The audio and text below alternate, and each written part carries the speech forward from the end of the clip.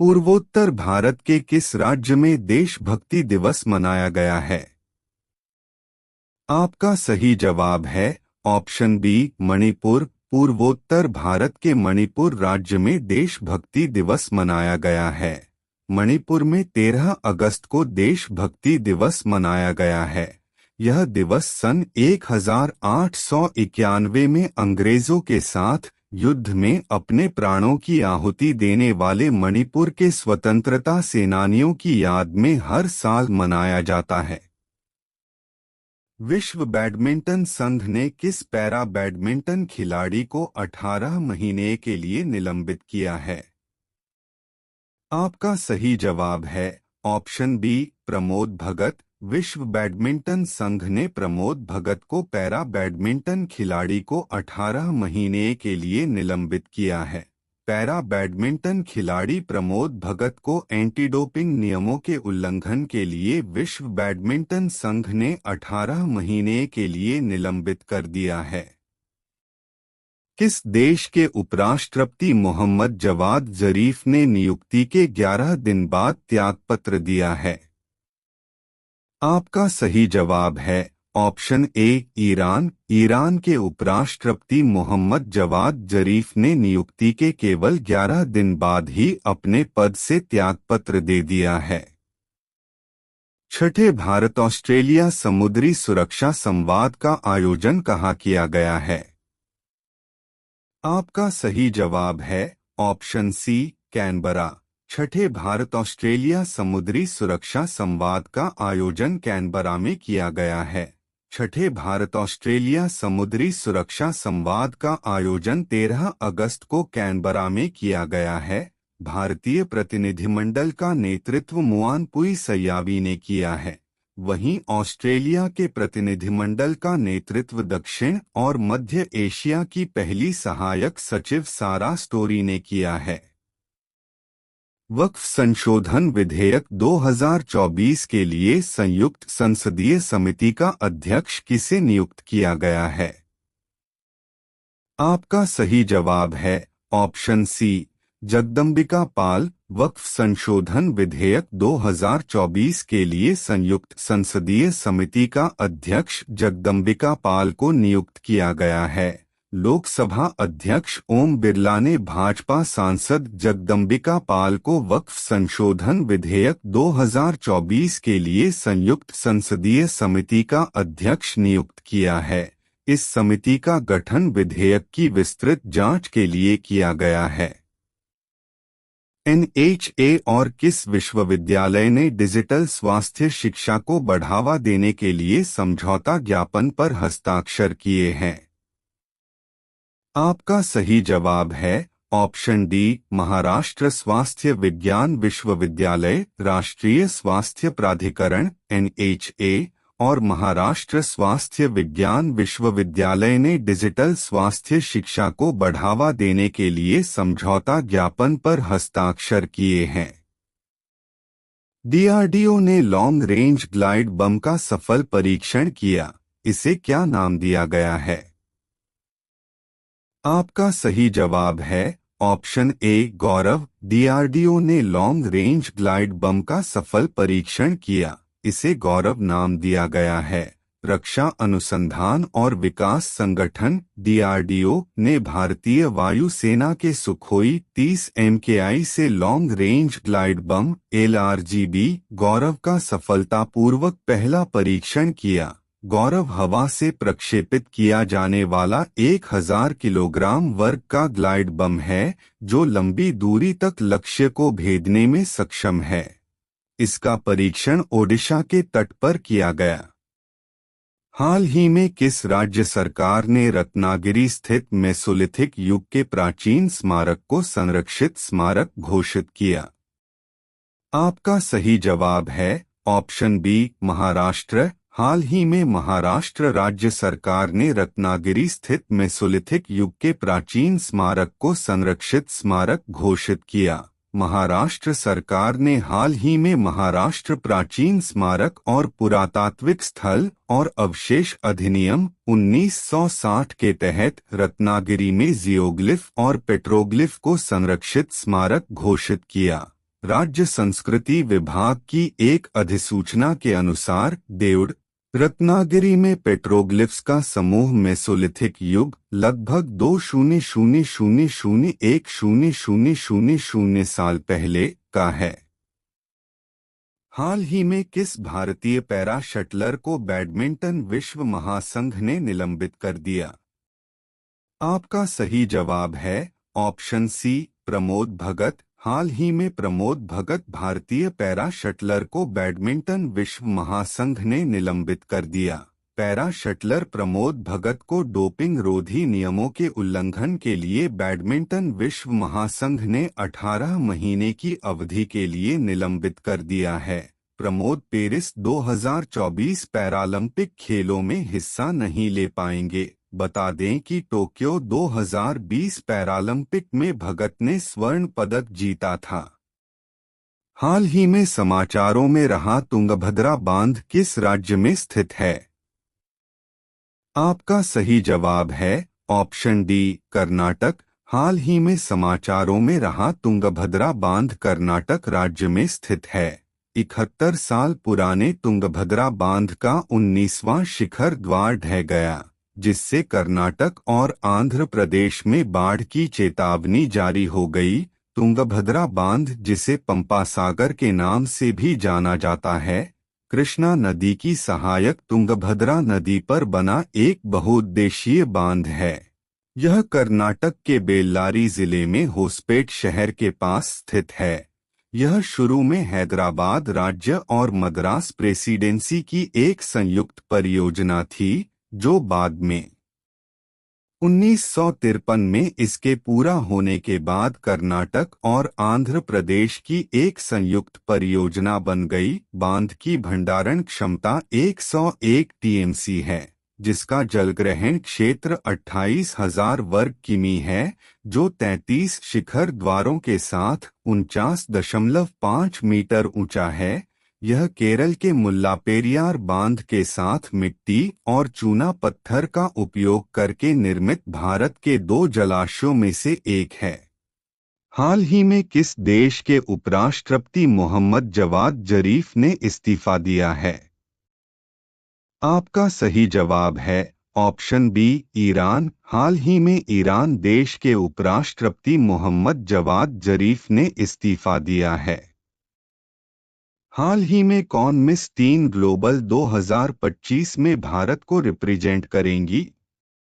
आपका सही जवाब है ऑप्शन सी मुंडकी डे। हाल ही में मुंडकी डे मिस टीन ग्लोबल 2025 में भारत को रिप्रेजेंट करेंगी। हाल ही में राष्ट्रपति द्रौपदी मुर्मू ने किसे शौर्य चक्र से सम्मानित किया है? आपका सही जवाब है ऑप्शन सी वर्नोन डेसमंड कीन। हाल ही में राष्ट्रपति द्रौपदी मुर्मू ने वर्नोन डेसमंड कीन को शौर्य चक्र से सम्मानित किया है।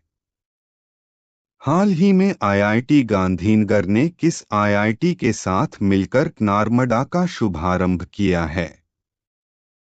आपका सही जवाब है ऑप्शन सी आईआईटी इंदौर। हाल ही में आईआईटी गांधीनगर ने आईआईटी इंदौर के साथ मिलकर नार्मदा का शुभारंभ किया है।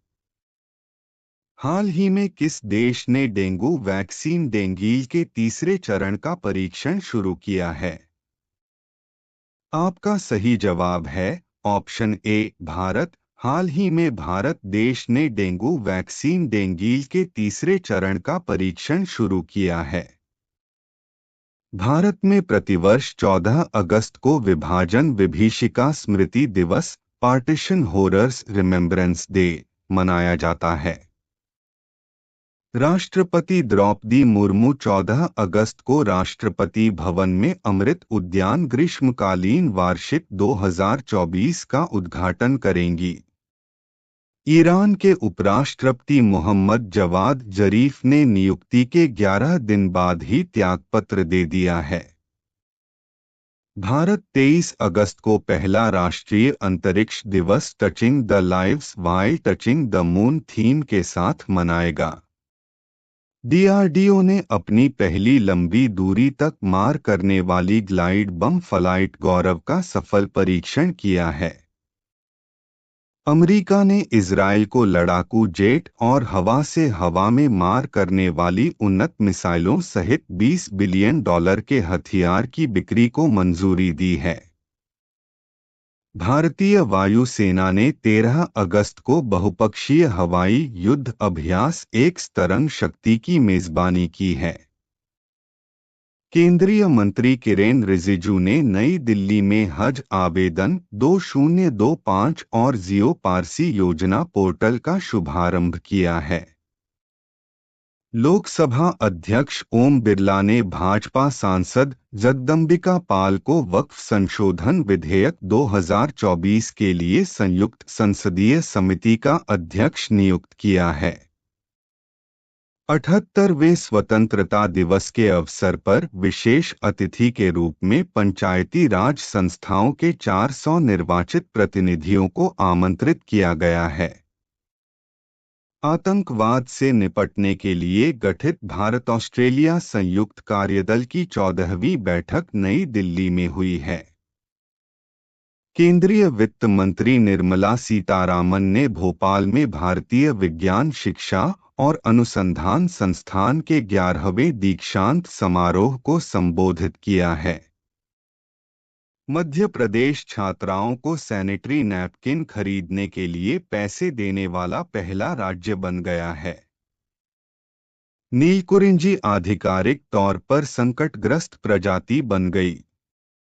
पीएम सूर्य घर मुफ्त बिजली योजना के तहत मॉडल सौर गांव के कार्यान्वयन के लिए परिचालन दिशानिर्देश 12 अगस्त को सरकार द्वारा जारी किए गए।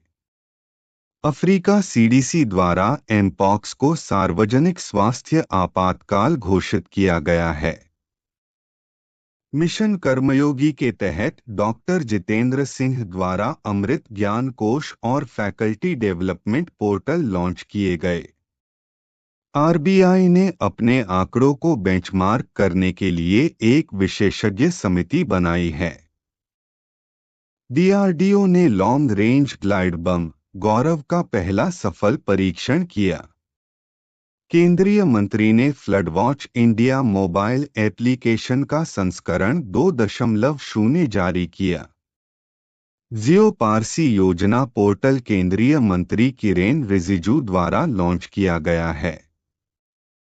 बिहार सरकार ने मंदिरों, मठों और ट्रस्टों का पंजीकरण अनिवार्य कर दिया है। प्राचीन महाराष्ट्र की शैल कला को संरक्षित स्मारक घोषित किया गया। आईआईटी-जीएन और आईआईटी इंदौर ने नदी पारिस्थितिकी तंत्र का आकलन करने के लिए संयुक्त रूप से नर्मदा की स्थापना की। जापानी पीएम किशिदा पार्टी अध्यक्ष पद से इस्तीफा देंगे। 14 अगस्त को जापान के प्रधानमंत्री फूमियो किशिदा ने पार्टी अध्यक्ष के पद से इस्तीफा देने की घोषणा की। वे सितंबर में होने वाले लिबरल डेमोक्रेटिक पार्टी के चीफ का चुनाव नहीं लड़ेंगे। जापान में सत्ताधारी पार्टी का अध्यक्ष ही प्रधानमंत्री चुना जाता है। किशिदा की इस घोषणा के बाद अब तय हो गया है कि देश को एक नया प्रधानमंत्री मिलेगा। जापान में लिबरल डेमोक्रेटिक पार्टी का संसद के दोनों सदनों पर बहुमत है।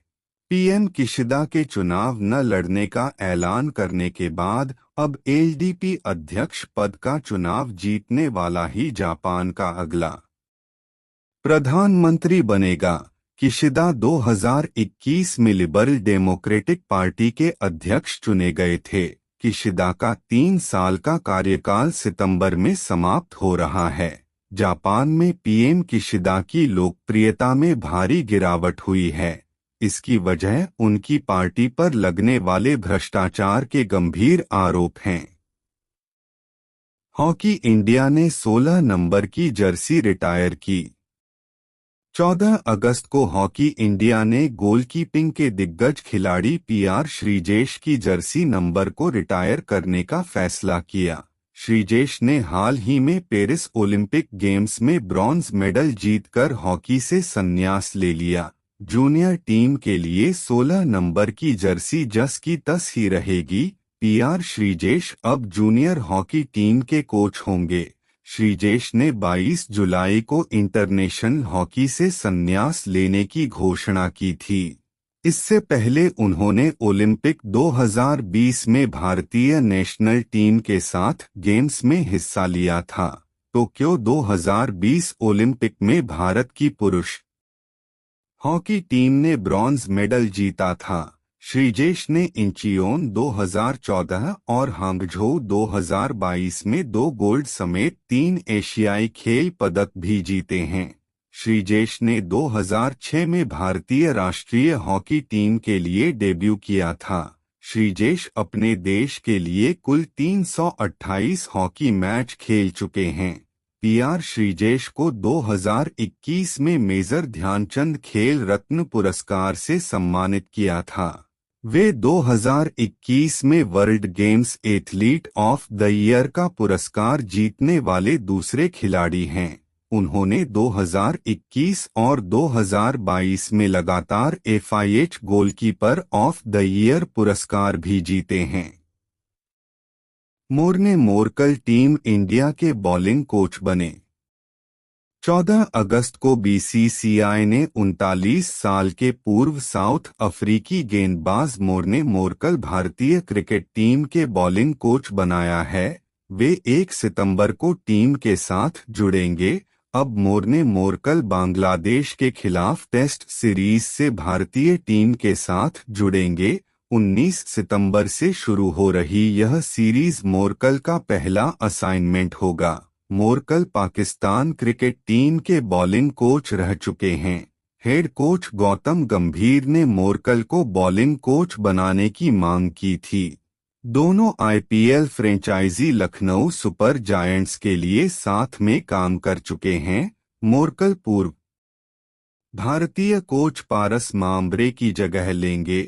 माम्ब्रे का कार्यकाल पहले ही समाप्त हो चुका था, लेकिन मोरकल निजी कारणों से श्रीलंका दौरे पर टीम इंडिया से नहीं जुड़ पाए। मोर्ने मोरकल ने 2006 से 2018 के बीच इंटरनेशनल क्रिकेट खेले हैं।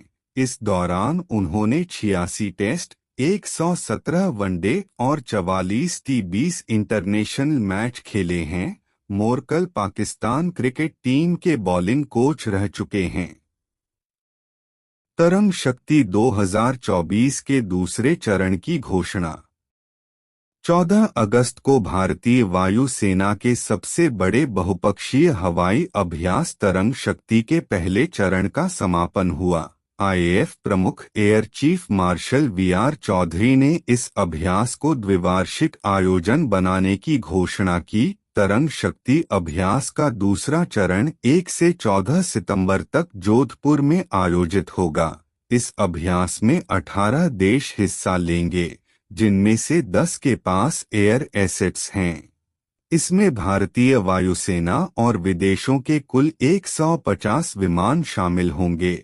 Australia, Bangladesh, Greece, Singapore, UAE, America और 18 ऑब्जर्वर देश भाग लेंगे। 1000 किलोग्राम के गौरव बम का सफल परीक्षण। 13 अगस्त को भारत ने ओडिशा के तट से लॉन्ग रेंज ग्लाइड बम का पहला सफल परीक्षण किया। इस बम को वायुसेना के सुखोई MKI फाइटर जेट से लॉन्च किया गया था। रक्षा मंत्रालय ने बताया कि फ्लाइट टेस्ट के दौरान ग्लाइड बम ने लॉन्ग व्हीलर आइलैंड पर बनाए गए टारगेट को सटीक हिट किया। गौरव हवा में लॉन्च किया जाने वाला 1000 किलोग्राम का ग्लाइड बम है, जो लंबी दूरी के टारगेट को हिट करने में सक्षम है।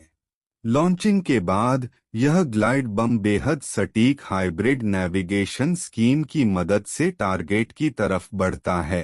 टेस्ट लॉन्च का पूरा flight data telemetry and electro optical tracking system ने कैप्चर किया। इस सिस्टम को इंटीग्रेटेड टेस्ट रेंज ने पूरे तट पर डिप्लॉय किया था। इस ग्लाइड बम को हैदराबाद के रिसर्च सेंटर इमारत RCI ने बनाया है। हेलो दोस्तों, तो आज है 15 अगस्त 2024 और आज आप देख रहे हैं daily current affair GK quiz. तो ऐसे डेली करंट अफेयर के GK क्विज देखने के लिए आप हमारे चैनल को सब्सक्राइब करें और वीडियो को ज़्यादा से ज़्यादा शेयर करें। धन्यवाद।